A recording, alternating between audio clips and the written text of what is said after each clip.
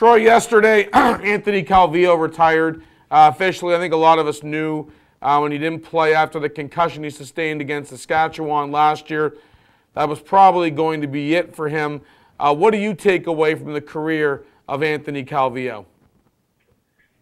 Well, to me, there's two aspects of Anthony Calvillo. When I hear the name, I haven't played against him for 18 years.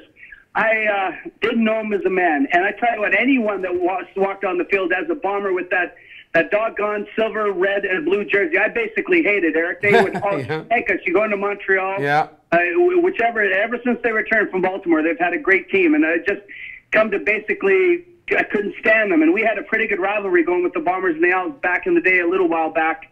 And so that sort of maybe skewed my understanding notion of Anthony Calvillo. It wasn't really till I was done with the game where I start to learn a little bit more about Anthony Calvillo. We all know the situation as it relates to health with his wife and himself. Yeah. And then watching that, the kid from La Puente, the Engraved on a Nation special, which is absolutely fantastic. And if you've never seen that doc, it's an absolute must-watch.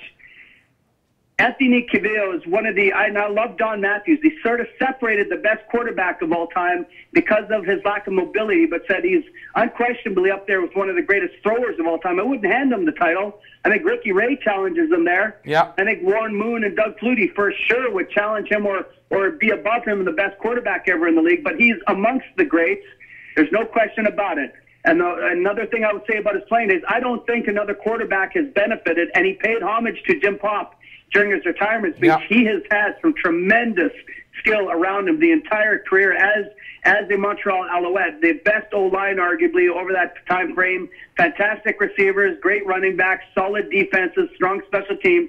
They have been a dominant team since they returned from Baltimore up to this point in time under the leadership of Jim Pop and Anthony Calvillo. So he's had great pieces. He made the most of it. He is tremendously accurate, wicked quick release, very smart guy.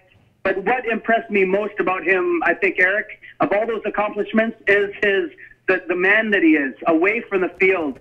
I think there's a lot of similarities and parallels, his impact on that community and in the locker room to what Milt Stegall was to Winnipeg.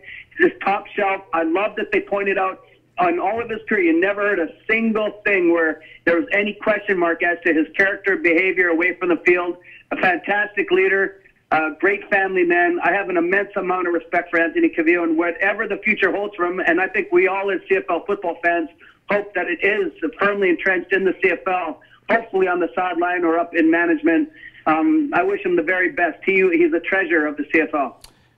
Very, very well said, Troy Westwood. Really appreciate your honesty, and you had a chance to get to know him. And it's nice to have someone on here who can really speak personally about what Anthony Calvillo was all about and what he did for the Canadian Football League.